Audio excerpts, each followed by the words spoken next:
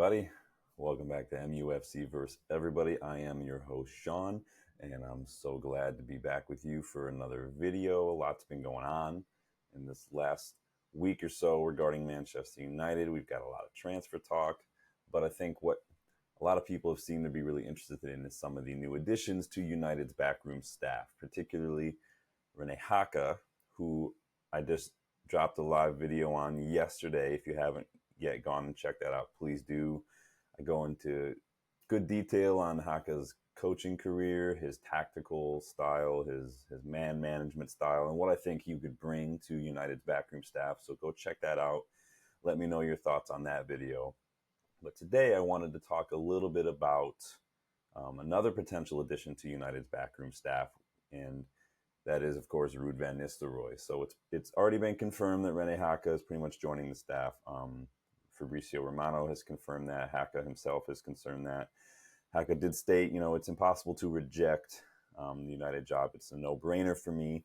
And I think that in bringing, Rene Haka to United, we've added someone to the staff that has a lot of similarities to Erik Ten Hag, discipline, possession-based football, similar career paths, obviously, with that crossover at FC20. So again, go check out that video.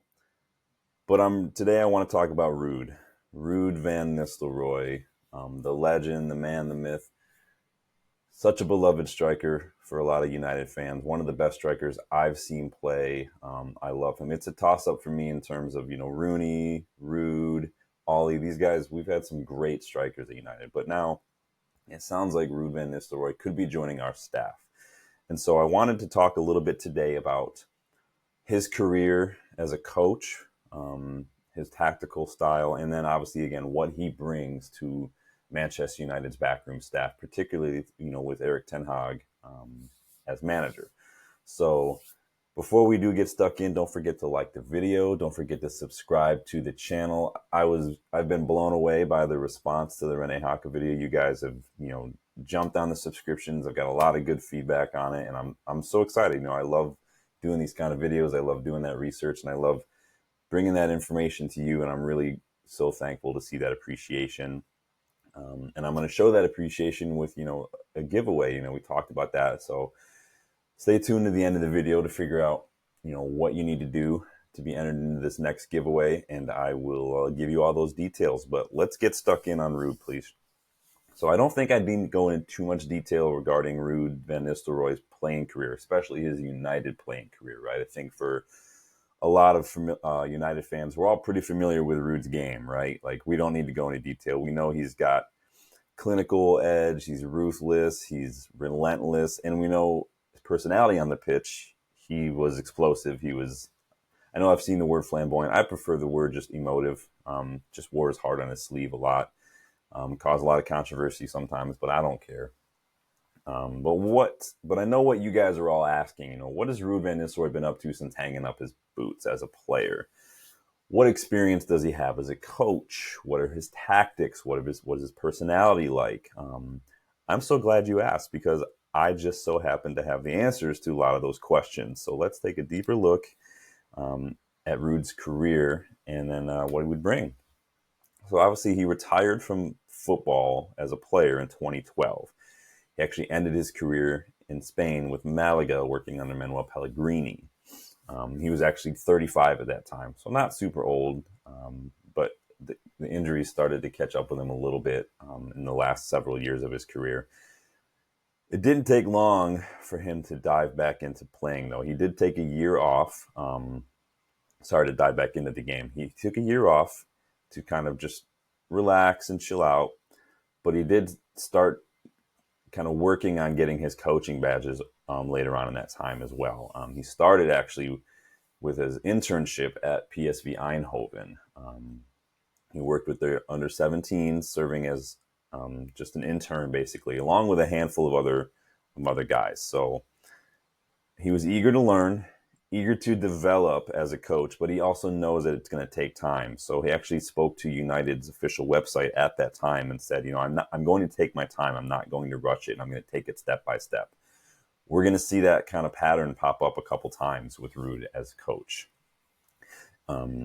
And it was, in fact, going into his final career as a player that Ruud's mindset about coaching started to shift. He didn't want to go into coaching. He was still clinging on to being a player. But when he got to Malaga, he was an older, more experienced player. He was told he wasn't going to play as much. But Ruud started to change. He started to focus instead on helping the team by sharing advice and sharing his experience with Malaga, kind of thinking more big picture instead of just what he could do and what he could gain. And that's selflessness. It's humble. It's humility. And I think that that's what you want to see. And I think that is the big hurdle from moving into coaching, is thinking more big picture and stuff, being patient. Speaking to Coach's Voice, Ruud said, at that time, it made me transform my ideas and think, okay, how can I help these guys? Off the pitch, I could give them advice on how to create a lifestyle that would benefit them as a player. On the pitch, I could help them improve as players, and the club at that time had lots of young attackers.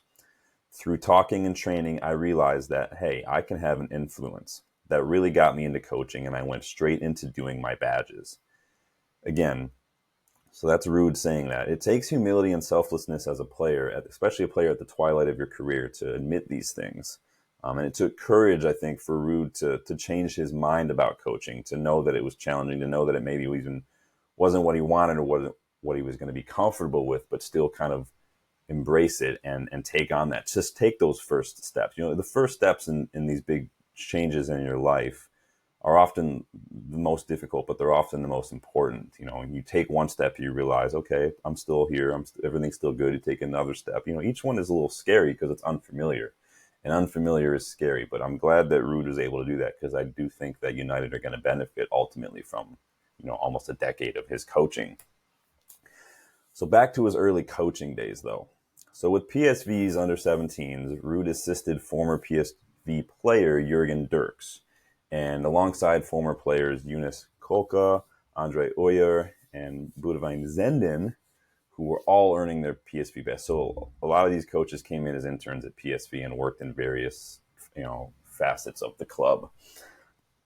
Later on that first season, an opportunity arose for Ruud to continue his development as a coach on an international level, and it was announced that he was appointed as Gus Hiddink's assistant with the Dutch national team. So this was after the 2014 World Cup. If you remember, Louis van Gaal was the Dutch coach at that World Cup, that 2014 World Cup. You remember, they got super far. Van Persie's brilliant diving header against Spain. I was at a bar in Plymouth when that went down, and the bar was full of orange jerseys, and it was limbs, absolute limbs, when Van Persie scored that goal. And then obviously there was that Louis van Gaal had that great shootout, tactical masterclass. But Ruud he joined after that. So I did all that exciting talk after that. Ruud was very excited for the experience that he would gain working with Hiddink specifically. He did look up to Hiddink. Hiddink was a good manager. He had really good success at Chelsea, Real Madrid, on an international level too. And Ruud was an absolute sponge as a young coach. He shared that he, quote, learned so much, and it was the best thing that could happen in that phase of my career as a coach. Under Hiddink, Ruud had the opportunity to learn so much and have so many questions answered about coaching. He was asking questions, what do you think about team dynamics and individual conversations with players? What do you do about handling the media? How do you plan your training sessions? How do you plan your meetings? How do you analyze your opponents? Like I said, the guy was an absolute sponge. He was there was not enough information that he could get, right? Sadly, the Dutch didn't qualify for the 2016 Euros. Gus Hiddink was sacked, and Ruud van Nistelrooy returned to PSV, this time as a striker coach for the academy and their reserves team. PSV was eager for Van Nistelrooy to instruct their young attackers in the majestic, ruthless art of scoring goals, as he is well known for. And we're going to see that pop up again later on. It was here at PSV's reserves in the academy where players like Chelsea's Noni Madueke, Cody Gakpo, where they learned under Ruud and honed their skills to become the kind of attackers they are now, like the bold, exciting, kind of just relentless, always moving forward attackers that they are now. And there's a reason Cody Gakpo was so highly sought last season. There's a reason Madueke was such a big young talent coming out of PSV. There's a reason Johan Bakayoko is such highly rated now after working under Ruud. At PSV and in Dutch football, that development is actually more important sometimes than winning. It's like, working with children, like U5s and U6s and 7s. It's about development. No one cares about winning and goals at that age. It's about development, time on the ball, kind of a thing. Ruud's job at that time was to share his knowledge and experience while maintaining PSV's established tradition of developing academy players so that they can seamlessly slot into the first team. You see that a lot in Dutch football. You see it a lot at Ajax as well, Feyenoord, all these teams. And he did an excellent job with his time there, sharing his insights, like we talked about, of life on and off the pitch with these young players. What it takes to be a top player and is not just limited to what you do on the pitch. There's a lot of things that have to do with lifestyle, decision-making, social life, all that. After a few seasons working as a striker coach, Ruud was moved up to the manager job of PSV's U19s after Mark van Bommel was promoted to manager of the first team. It's a big step for Ruud and a new challenge for a young coach. You're still a young coach at that time, especially when you consider that not long after that, Van Nistelrooy actually did return to the Dutch national side ahead of the 2020 Euros as an assistant to then coach Frank de Boer. Remember, that Euros was 2020, but it was actually in 2021. It got pushed back due to the pandemic. So again, he took this job on while also maintaining his role as PSV's academy reserves coach, basically. 2 jobs at once, overachiever, right? After the Euros, Ruud took over PSV's reserve side again and had the opportunity to test his mettle against more senior sides in the Eredivisie, right? He actually relished that challenge. We know that Ruud doesn't shy away from challenges. So he's got young, basically reserves players who are playing against older, more experienced, established sides. Yes, they're second division, but they're still doing that's like taking United's academy, like their U23s, and going into the championship, basically. So in a piece with Coach's Voice, he commented on his time as PSV's reverse coach and the challenges they faced. Ruud said, at U17, U18, and U19 level, the lads are used to being one of the top teams. You always have the ball, always attacking, always dribbling. And then suddenly you are facing men, tough teams in full stadiums, hostile home crowds, and having to defend in the low block. You have to find ways to win games, even if you're not the better team. These are fantastic experiences for young players, but also for me as a young coach. As United fans, we know that Ruud, again, doesn't back down from a challenge, and it's clear he brought that same mindset to being a coach as well. He was eager for it. That's how you get better, right? You don't get better just by playing, relegation fodder. You need to challenge yourself against tough sides and probably lose sometimes, and that's how you learn. Fergie would say, you learn more from the losses and the wins. Sorry if you guys can hear the thunder. There's a thunderstorm going on right now, but I don't stop for anyone, not for you guys. Let's go. So this brings us to March of the 21-22 season, where PSV approached Ruud about taking over as manager of PSV. Roger Schmidt, who was managing at the time, his contract ran out. They did not renew, and he ended up going to Benfica.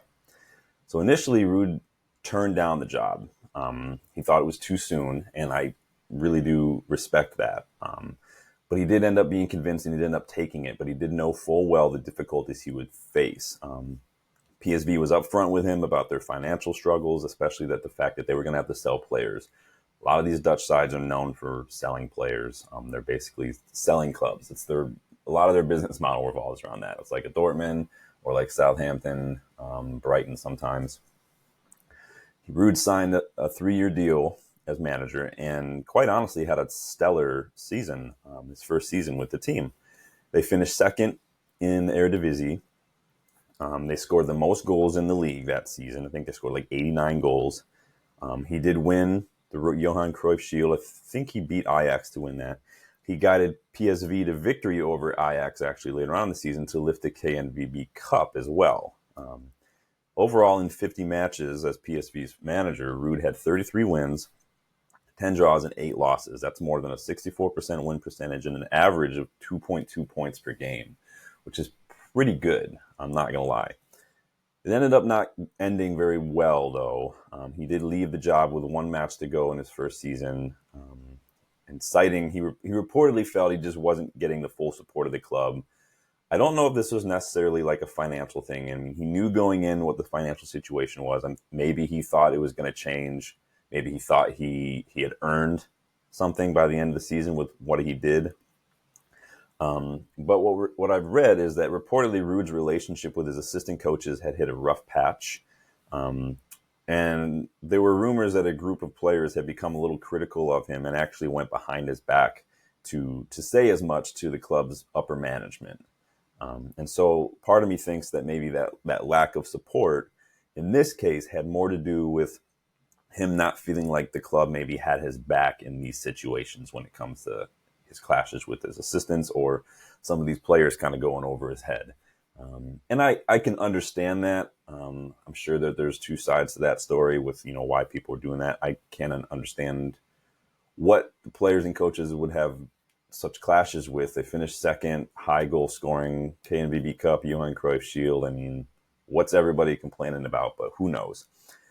But then if you also look at PSV's manager turnover rate over the last decade or so, they've got a new manager every couple of years.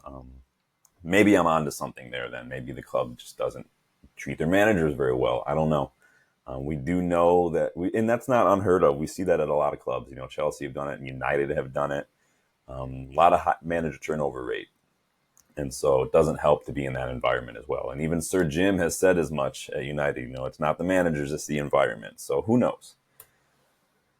So we've seen Ruud's coaching path, but what about his tactics? He's been very open about Sir Alex Ferguson being a big influence on his managerial style. At United, Ruud says, Sir Alex was always pushing us forward. As a player, I loved the way that made me feel. I wanted to play like that. I wanted to transmit that same feeling to my teams, to my players. So Van Nistelrooy aimed to combine this mentality with his own tactical approach. He's actually quite adaptable as a manager, and he's able to shift between different formations and obviously in a match, depending on, on and off the ball, depending on the situation, depending on the opposition, which is what you want. You want a little bit of flexibility as a manager. I think that's important. You have to show that you're able to adapt to the game and not be so stubborn, which has been a criticism I've had of Ten Hag, and a lot of people have had of Ten Hag. At PSV, Ruud often switched between a 4-3-3 and a 4-2-3-1. Sometimes up against certain opposition, he would also prioritize pragmatism and defending, and he would even switch to a 4-4-2 mid-block in big games against teams like Feyenoord or Ajax, something that we saw from Ten Hag in the FA Cup final. City had a lot of the ball in that first half, but they weren't doing anything with it because we were very hard to break down.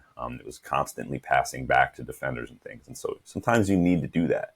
Ten Hag was very compact last season as well. We had a lot of shots conceded, like I spoke about in my Rene Haka video, but a lot of those shots were not great shots. They were from outside the box. They were off target. They're just low percentage, low XG kind of things. And so I think that that's what we see here. Sometimes you just have to be hard to break down. That's just the way it is. Sometimes you have to. I don't like a park the bus mentality as a plan A, but I think that in some situations and I said that going into the FA Cup final, you have to play defensively against City and hit them on the break. So this approach had a lot to do with Ruud's time with PSV's reserves. Again, going back to what I said earlier, who actually they played in that second division against first-team opposition. It helps him figure out how to play against teams that were more experienced and, quite frankly, who had better players.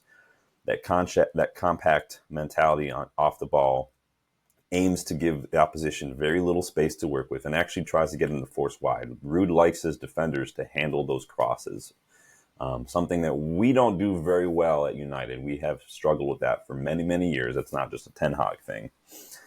In possession, though, Ruud likes to take that Fergie mentality and be aggressive. Now, this isn't just blind aggressive. This is aggressive in terms of dominance, possession dominance, overwhelming the opposition in their half, overloading the wide areas. With the ball, he would switch over to a 3-4-2-1, with one of his fullbacks getting high to create overloads while the other one kind of hangs back to form a back three with the center backs. Again, this isn't just aggression, like attack, attack, attack. It's dominance on the ball. And in true Dutch form, Ruud places a high value on possession and instructs his players to maintain close distances to each other, to take better care of the ball.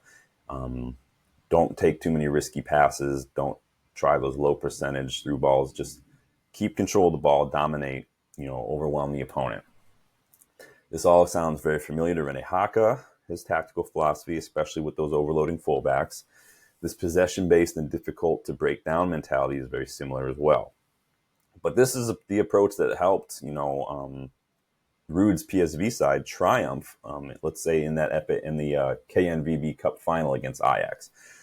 So in that game, PSV weren't just hard for Ajax to break down. They actually prevented Ajax from getting a single shot on target across 120 minutes in that game. They did go to a shootout. The scoreline was 1-1, so you can say, wait a second, how did they get one if they didn't? Well, the one that PSV conceded was actually an own goal by Jared Branthwaite. It was a cross from Berghuis that Branthwaite just directed into his goal. Not an Ajax goal. So that is solid defensively. It said, defense wins titles, attack wins you games. And I do appreciate that compact shape. And it was Ruud's response to conceding that own goal that helped PSV grab an equalizer through Torgan Hazard later on. So when they did that, he kind of shifted up his formation a little bit and his squad.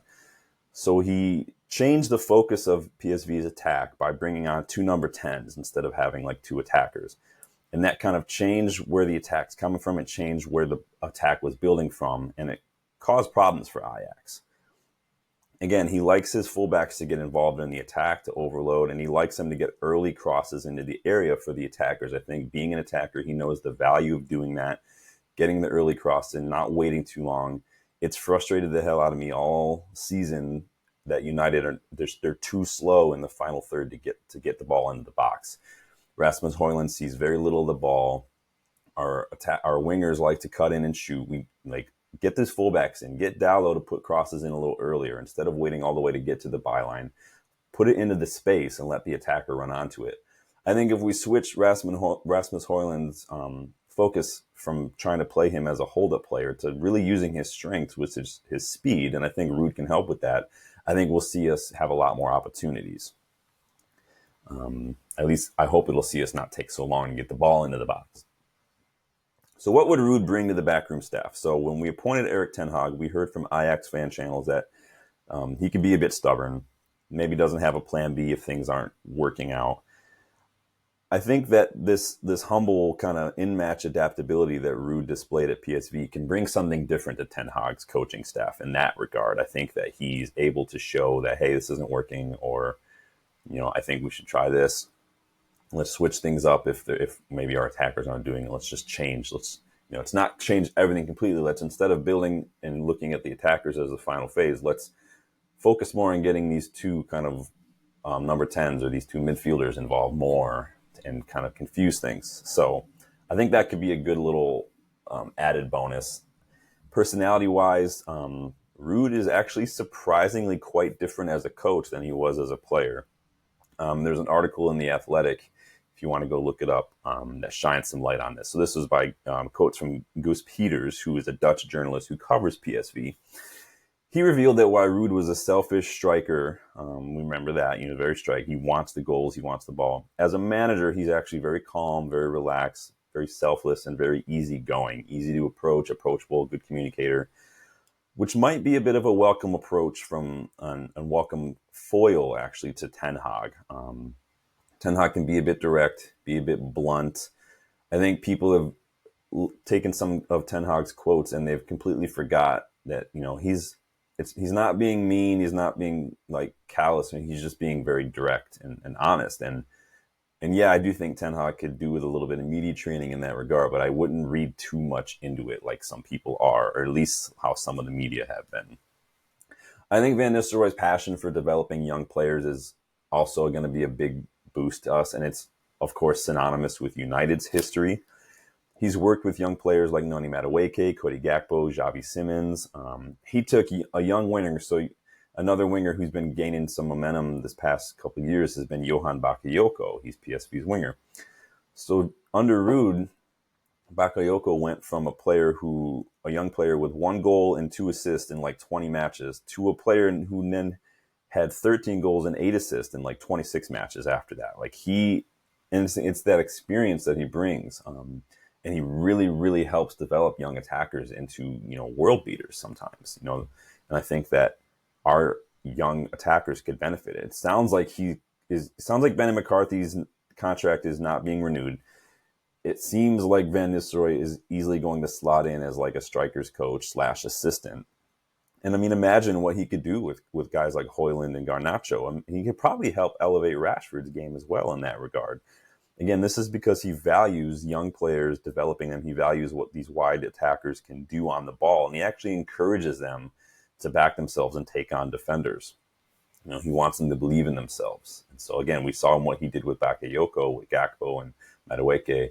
I think we can see guys like Garnacho and Højlund level up in that regard, and I'm really excited about that possibility. Since he left PSV, so it's been a year, he hasn't been idle. He spent a week working with Carlo Ancelotti, just attending training sessions, meetings, taking notes, asking questions, soaking in all the knowledge that he could from Don Carlo. He also contacted his former coach, Manuel Pellegrini, who is at Real Betis now. So he went and spent some time there. His old pal Isco was there, so he's attending those meetings and learning as well. He's a huge admirer of Marcelo Bielsa. He reads a lot of articles, a lot of books by Marcelo. He loves Marcelo Bielsa. I told you, like, Ruud loves learning about coaching, and he is an absolute sponge when it comes to that information. I mean, I like that what people don't realize, he's been coaching for like a decade now, Ruud. He's patient, he's motivated, he's very careful in choosing his next steps because he wants what's going to be best for his time. He's not in a hurry to rush, and he prioritizes learning and seeking out the best environment for his development. Again, he turned down that PSV job at first because he didn't think it was ready yet. He thought it was too soon, but he ended up doing it reluctantly. And look at what he did in that first year. I mean, that's incredible. What excites me most about Ruud potentially joining Ten Hag's Backroom staff is honestly that instant aura and instant respect that I think he brings to the dressing room. United fans, and myself included, I've said it a few times, we've been wanting a personality like that at the club for a while. Someone who comes in and just demands that, who carries around that presence. I would argue personally that Ollie was that guy in many ways. I do think Ollie is still one of our most underrated players. He was so ruthless and so clinical. I read his biography that Jamie Jackson wrote, The Red Apprentice. It's really good. You guys should go check that out. But I think fans have been throwing out names like Zidane, names like Carlo Ancelotti. Those guys, those guys walk into a dressing room, they walk into a presser, and it's just, there's like this aura of respect that just emanates. And I think that we've been really craving someone like that. And I do think Ruud is going to bring that presence to the dressing room. I do think Ruud has that kind of presence about him. When you ask any United fan, most United fans, who's the usually best attacker? A lot of them are going to say Ruud. It's probably a toss-up between Ruud and Rooney because I said, again, I think Ollie was underrated, but Ruud just is one of the first names out of many people's lips because he was so good.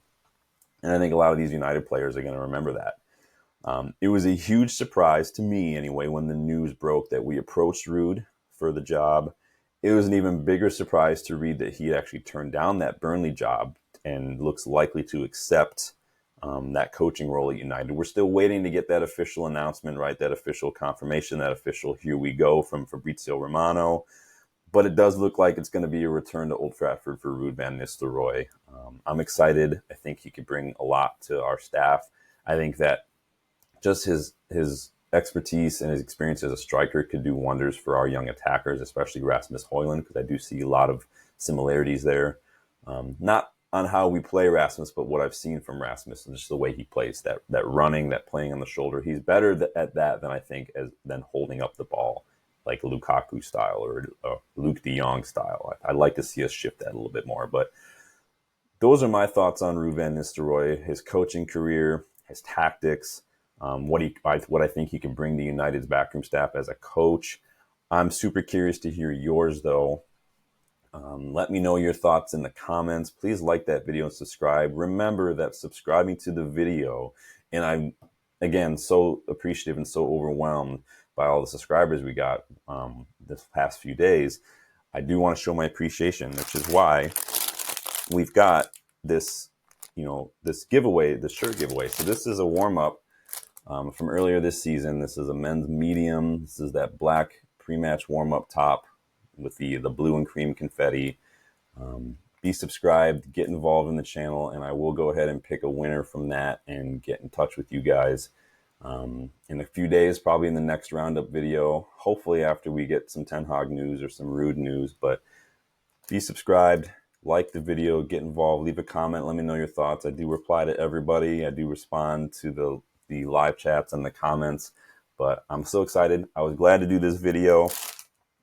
And I'm glad to bring you guys more. If you guys like these kind of in-depth videos, I have fun doing the research. I have fun kind of writing it out, and really it helps me learn a lot as well. So let me know your thoughts. Again, like that video, subscribe to the channel for me if you want to get involved in that giveaway, and I will see you guys on the next one. Thank you so much.